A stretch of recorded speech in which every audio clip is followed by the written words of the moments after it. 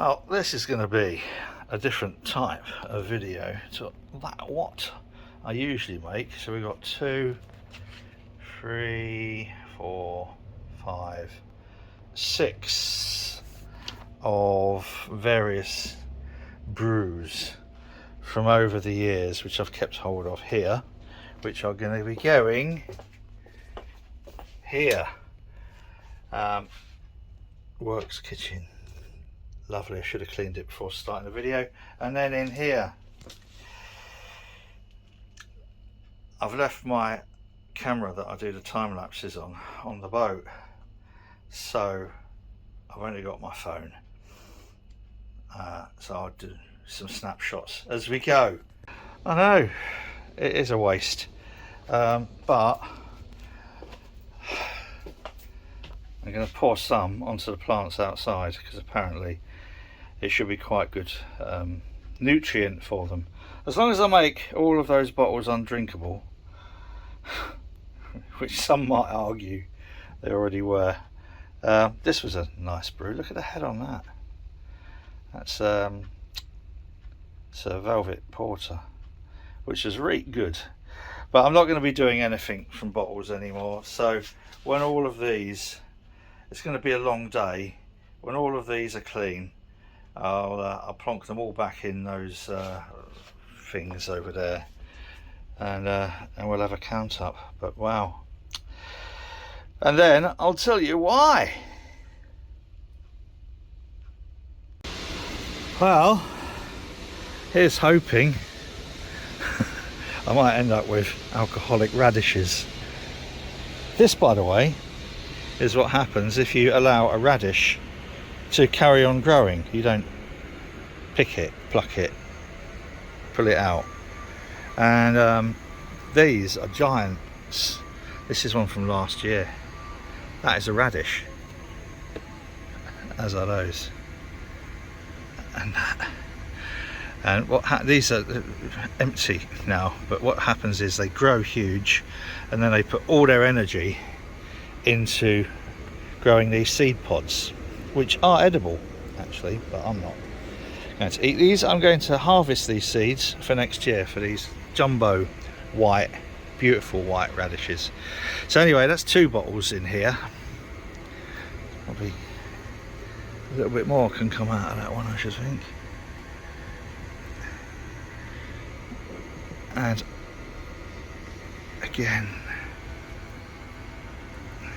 I know it is a waste, but believe me, it's a waste worth enduring.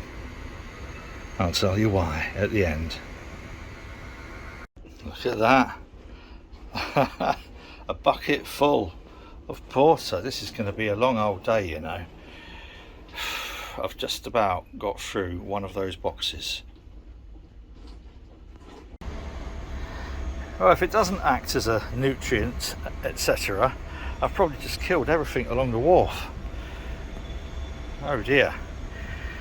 I suppose we'll find out in a few weeks.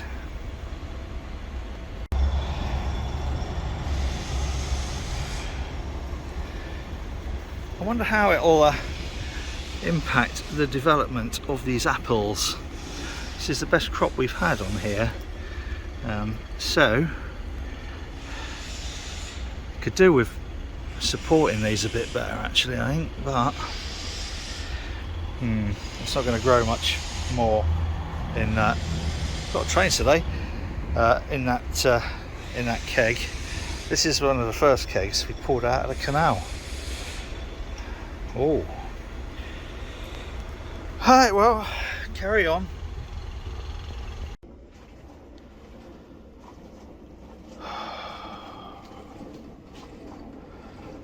You know, I'm sort of almost losing the will to live. I run out of plants to chuck it on, so it's all going down the sink. So we've got another load in the dishwasher, got the first load out, and there's still loads. There's 2, probably put those 2 together, make 3, so I'm not even halfway yet, really. Oh God, crikey, and still they come. Oh, it's been a very long day, and a day that I could have spent doing other stuff rather than this. But the reveal will come quite soon. Bear with me. So I was looking for some boxes to package up empty cleaned bottles. I fucking found more. Oh. So, actually, what? Oh, these aren't mine. I don't know where they came from then. But anyway, there's mostly stuff in there that needs to... It's never ending. So anyway, got a bit of space over here. Boys and girls, which I'm sure I'll fill up with something else quite quickly. Ah, that's where. Yeast nutrient. I shall save you and retrieve you while I think about it. Oh, I don't know where I'm going to put you, but actually should have just left it over there, really. God, what a day. Good. Carry on. Last one. I have to admit, this is the batch that I was dreading having to tip away, as it was made with honey from Western Park Museum, opposite Western Park Cancer Hospital. Whoa! It's quite lively, as you can tell. Oh. Right. Gosh. And the bottles will have a count up at the end, but they're taking over the kitchen. The dishwasher's still going. This in here is just head. There's absolutely no beer in here.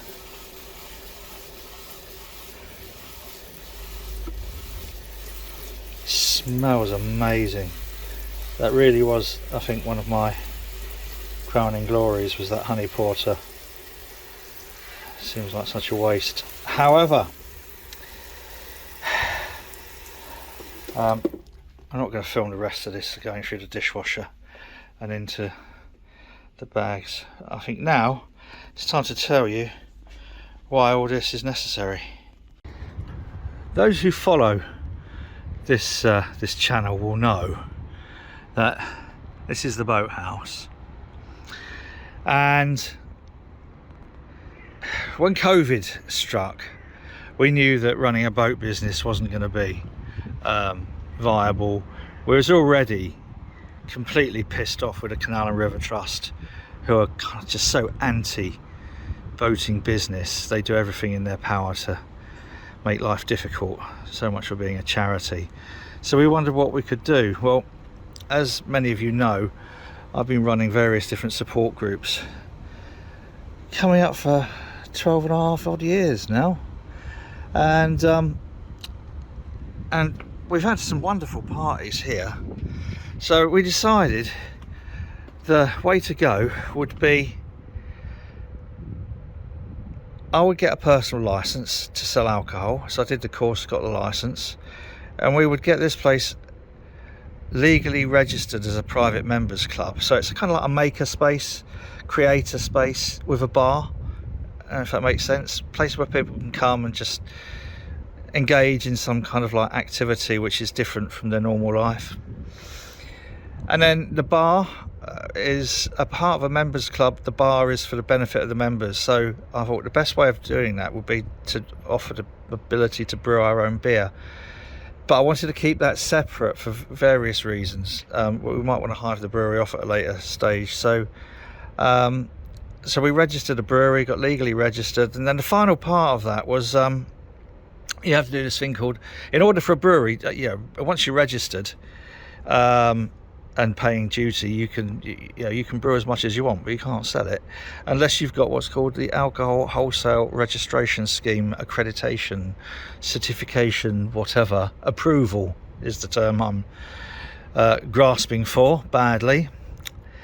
So that was the final part of the jigsaw. So I applied for that earlier this year. I can't remember when, but yeah, some time ago.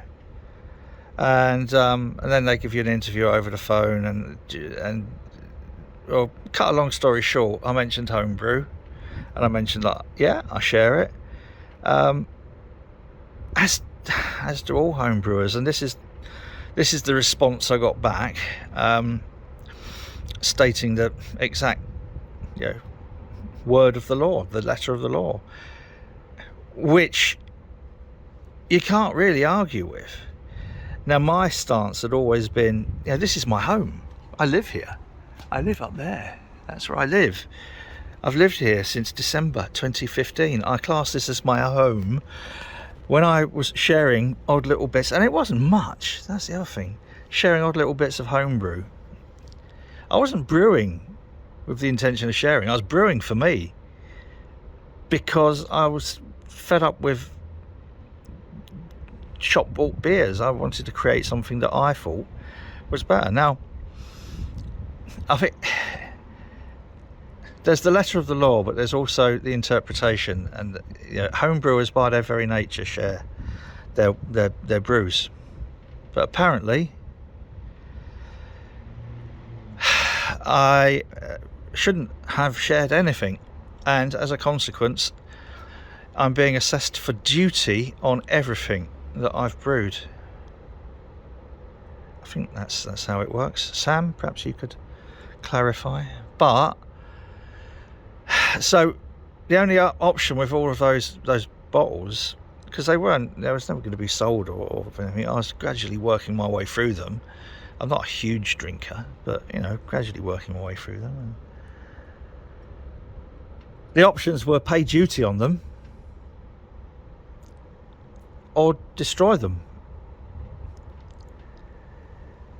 I don't have a huge bankroll behind me, so the thing is, I've put everything I've got into developing the club, and I could easily, I guess, have paid the duty and then shared it amongst friends and whatever, or I could just write it all off as a bad experience, not pay the duty, and put the money into the club, specifically the snoozlum, the sensory suite, the relaxation suite, into some of the activity development that we want to do. So I chose that instead. But I think, and I would, people who watch this, if you've got this far, a cautionary tale. This, some people will remember this cropped up during COVID, and I mentioned to her that just stupidly indiscreet, and then she backtracked, and then everybody accused me of being a spoilsport.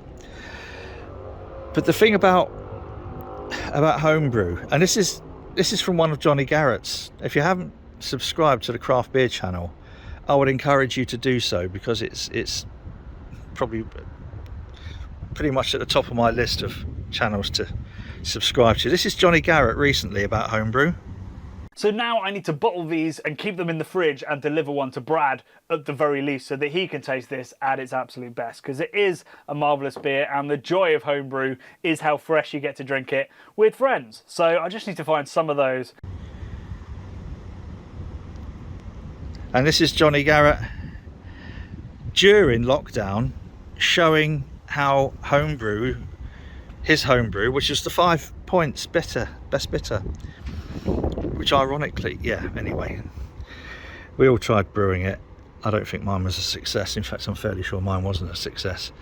I don't think Johnny's was, and I don't think Chris's was, and I don't think anybody else's was really. But anyway, regardless of that, this is Johnny during the COVID lockdown, doing a socially distanced, responsible gathering, and it's homebrew that enabled that. I've also been putting in some calls to some friends and beer geeks, because even when it's a fuggle-led, delicious 4%ish bitter, that's a lot of beer for me to drink, 20 litres. So we're going to crack it on Beer Day Britain, which is on Monday, and I'm going to see how many of those beer geeks turn up to try some.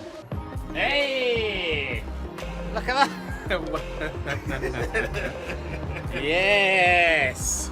So now the final test is to see what some beer geeks think about it. And hopefully any second now we're going to get some. First up was Claire Bullen, Good Beer Hunting editor and author. Then came Phil, who runs my local bottle shop Caps and Taps. And then my oldest friend, Rich Soames. We met another group of people, and another group of people, and all three groups of people. So, you know, there are the social side of it, which I would firmly argue, and I know this certainly does, you know, it doesn't, it's mitigating, I would say.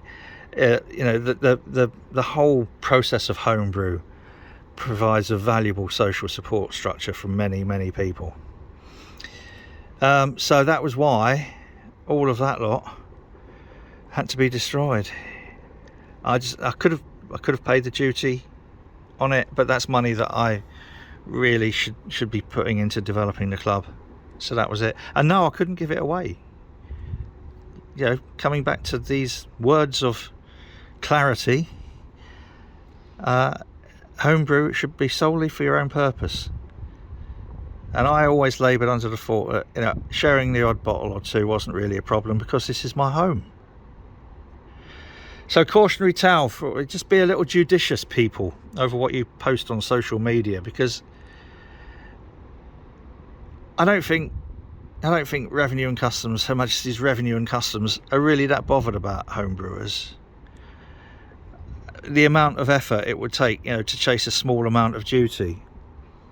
I think they did with me because of the alcohol wholesale registration scheme application, which we've got, by the way. I've got an AWRS number, so I can legally now, the brewery here, Alchemist Limited, the brewery can legally sell to other bars. Not that we probably will do very much. Most of the produce, most of the brews will be for the Boathouse Social Bar. But by wanting to tick all those boxes, get my ducks in a row, etc., what term you want to use, by doing everything right, getting the licenses and permits, I actually exposed myself and the club and the brewery and everything here to sort of some kind of like liability, which was foolish in the extreme. So anyway, that's why all that had to be tipped today. I'll do a final end count. I haven't been counting as I'm going. I've just been tipping it and then rinsing, putting the bottles in the dishwasher. So at least they'll get another life. I shall advertise those on Facebook Market for anybody who wants them. Come and get them. Make a donation to the Snoozlem. Someone did earlier. 3, 4 quid, 5 quid. £5. That's good. I say earlier, probably about 4 weeks ago. So anyway, that's that. I'll put a number up with the final tally of what it was today. As usual, whatever you're doing, do it safely. Look after yourself and those you care about. You take care. Cheers. That is a disgrace.